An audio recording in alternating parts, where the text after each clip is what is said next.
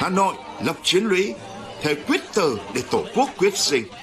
60 ngày đêm chiến đấu trong lòng Hà Nội là bản hùng ca mở đầu cuộc kháng chiến chống Pháp của dân tộc.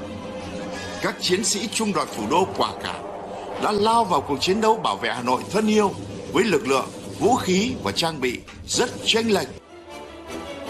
Trung đoàn Thủ đô đã chiến đấu gần 200 trận, giết và làm bị thương hàng ngàn địch, phá hủy nhiều vũ khí và phương tiện chiến tranh, giam chân địch trong thành phố.